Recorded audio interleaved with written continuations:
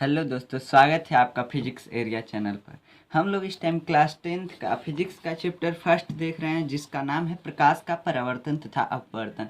और हमें इस लेक्चर में देखना है कि गोलीय दर्पण द्वारा प्रतिबिंब कैसे बनते हैं, स्फेरिकल मिरर से हमको इमेज कैसे प्राप्त होते हैं। लेकिन हमको इमेज प्राप्त करना देखने के लिए क्या देखना पड़ेगा, ये देखना पड़ेगा कि अगर हम गोलीय दर्पण में रे डालें, किरण डालें, अगर किरण आपतित करें गोलीय दर्पण पे, तो हमें किरण कहाँ प्राप्त होगी परावर्तन के बाद। तो ये देखते हैं हम। तो इसमें हमने दो प्रकार पढ़ लिया है कि दो टाइप से अगर रे डालें तो हमको किरण कहाँ से कहाँ प्राप्त होती है, एक समांतर मुख्य अक्ष के और एक फोकस से होकर गुजरने वाली प्रकाश की किरण। ये दोनों हमने पढ़ लिया है। और अब इस लेक्चर में हम देखेंगे कि अगर दर्पण के सेंटर से, कर्वेचर सेंटर से जब रे डाली जाए तो क्या होता है। कर्वेचर सेंटर आपने पढ़ा होगा कि जिस गोले का भाग होता है दर्पण, वही दर्पण क्या होता है। दर्पण शीशा होता है जिसमें मिरर, जिसमें हम अपना चेहरा देखते हैं। ये अवतल दर्पण जो होता है ये किस में लगा होता है, देखे होंगे आप, गाड़ियों की हेडलाइट में इसका प्रयोग होता है। हेडलाइट को फोकस करने के लिए जो चमकीला सा भाग लगा होता है कटोरी टाइप का, वही होता है अवतल दर्पण। तो अवतल दर्पण में हम देख रहे हैं इसमें कि अगर हम इसके कर्वेचर सेंटर से रे डालें, यानी इसके वक्रता केंद्र पे अगर रे डालें तो क्या होगा। तो वक्रता केंद्र, अब देखिए वक्रता केंद्र क्या है, इस गोले का एक सेंटर है जिस गोले से यह मिरर हमको मिला है। आखिर हम किसी गोल, एक फुटबॉल टाइप के शीशे को ही काट कर तो इस मिरर को हम बनाए हैं। तो इस मिरर को बनाने के लिए जिस फुटबॉल से हम काटे हैं, उस फुटबॉल के टाइप के शीशे का केंद्र क्या है, सेंटर क्या है, वही होता है कर्वेचर ऑफ सेंटर मिरर का। तो अब देखिए एक फैक्ट होता है, एक फैक्ट ये होता है कि अगर किसी वृत्त में, अगर किसी वृत्त में या किसी भी गोले में अगर उसके सेंटर से उसकी त्रिज्या ली जाए, उसकी परिधि पे से त्रिज्या ली जाए परिधि तक, सरकमफ्रेंस तक, तो क्या होता है, वो सरकमफ्रेंस पे 90 डिग्री का एंगल बनाता है, 90 डिग्री का एंगल बनाता है। अब देखिए कैसे बना रहा है। अब मान लीजिए ये आया है सेंटर से, आ रहा है ना। अब इसको आप भूल जाइए, मानिए कि इतना ही छोटा सा है। तो ये छोटा सा आपको क्या दिख रहा है, दिख रहा है ना कि एक सीधा है, दिख रहा है कि एक सीधी रेखा है, इतनी छोटी एक सीधी रेखा है।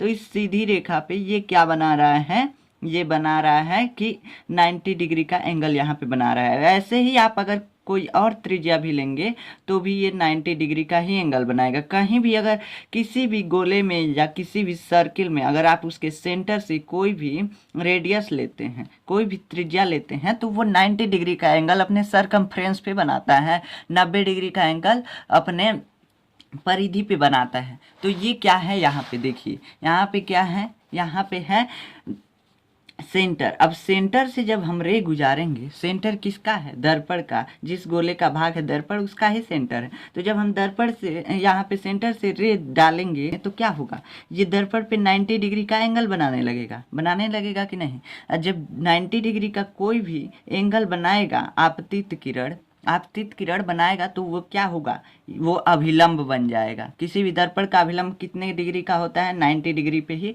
उस दर्पण का अभिलंब होता है। तो अभिलंब से आपतित किरण और परावर्तित किरण का मान कितना होता है, बराबर होता है। तो जब ये आपतित किरण अभिलंब पे ही आ जाएगा, जब आपतित किरण अभिलंब पे ही आ जाएगा तो कितना डिग्री का एंगल बनाएगा, 0 डिग्री। क्यों, क्योंकि यहाँ ही अभिलंब है दर्पण का और यहीं पे ये आपतित हो रहा है। इसी रेखा पे यह दर्पण का अभिलंब है और इसी पे ये आपतित हो रहा है, इसी पे प्रकाश आ रहा है। तो ये कितनी डिग्री का एंगल बनाएगा, 0 डिग्री का। तो जाने वाली किरण भी 0 डिग्री का एंगल बनाएगा, क्योंकि हमने परावर्तन के नियम में पढ़ा था कि आने वाली किरण के साथ अभिलंब के साथ जितना एंगल बनता है उतना ही एंगल जाने वाली किरण के साथ बनता है। तो ये भी आने वाली किरण जाने वाली किरण के रास्ते पे ही वापस चला जाएगा परावर्तन के बाद। ठीक समझ में आया।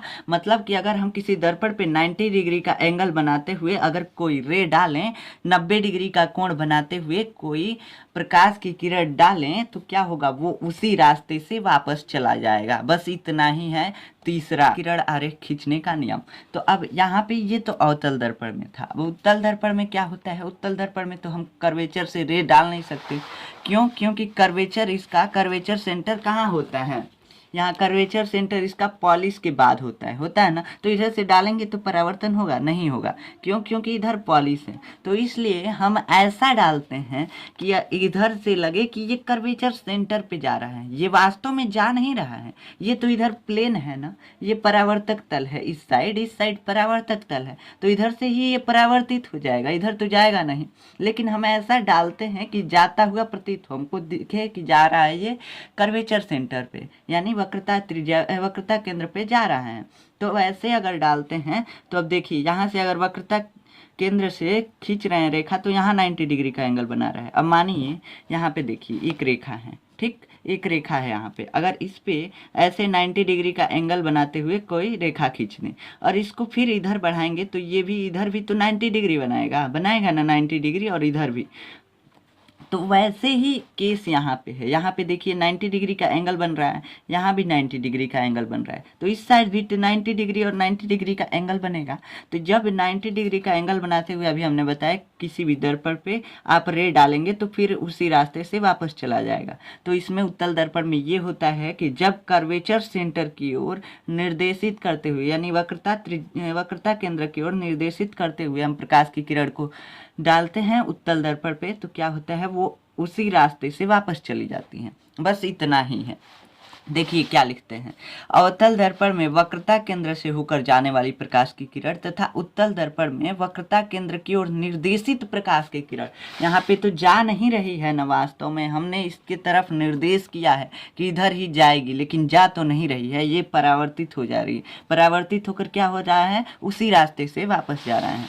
तो हम निर्देशित करते हैं, तो निर्देशित प्रकाश की किरण परावर्तन के बाद पुनः उसी मार्ग से वापस आ जाती है जिस मार्ग से वह आपती थी, यानी आ रही थी प्रकाश की किरण, ठीक, कि वो उसी रास्ते से वापस चली जाती है। अब एक और केस होता है, हमने क्या बताया है अभी कि यहाँ पे अगर सेंटर से हम किसी भी गोले पे त्रिज्या खींचें तो क्या होगा, 90 डिग्री बनाएगा। ये अभिलंब है। हमने बताया था क्या कि अगर किसी भी दर्पण में किरण आपतित की जाए, किसी भी दर्पण में अगर रे डाला जाए तो वह आपतन कोण और परावर्तन कोण बराबर होता है। यहाँ पे 90 डिग्री का एंगल बना रहा है तो ये अभिलंब बन जाता है। यहाँ पे इस दर्पण में ये अभिलंब बन जाता है तो ये मुख्य अक्ष, लेकिन अभिलंब बन जाता है। मेन एक्सिस ही है लेकिन अभिलंब की तरह ये काम करने लगता है। तो अगर हम तिर्यक रे डालें, कहाँ पे, पोल पे, दर्पण के मिरर के पोल पे, यानी दर्पण के ध्रुव पे जब हम तिर्यक रे डालें तो ये मुख्य अक्ष से उतना ही एंगल बनाते हुए फिर परावर्तित हो जाता है जितना एंगल बनाते हुए वह आया था। जितना कोण यहाँ बनाते हुए वह आता है उतना ही कोण बनाते हुए मुख्य अक्ष से परावर्तित हो जाता है। तो यहाँ पे कोण आई बराबर कोण आ। तल दर्पण में देखिए ये कैसे गया है, यहाँ पे भी मुख्य अक्ष से उतना ही एंगल बनाते हुए परावर्तित हो गया है जितना एंगल बनाते हुए आया था। यही होता है चौथा केस। तो चौथा केस बस इतना ही होता है किरण आरेख खींचने का केस। 4 ठे केस होता है, 4 ही प्रकार से हम किसी भी दर्पण में किरण आरेख बना सकते हैं। तो इसको कैसे लिखते हैं, जब गोलीय दर्पण के ध्रुव पर प्रकाश की किरण तिर्यक आपतित किया जाता है तो वह मुख्य अक्ष से जितना कोण बनाते हुए आपतित हुई होती है उतना कोण बनाते हुए ही परावर्तित हो जाती है। ठीक, समझ में आया।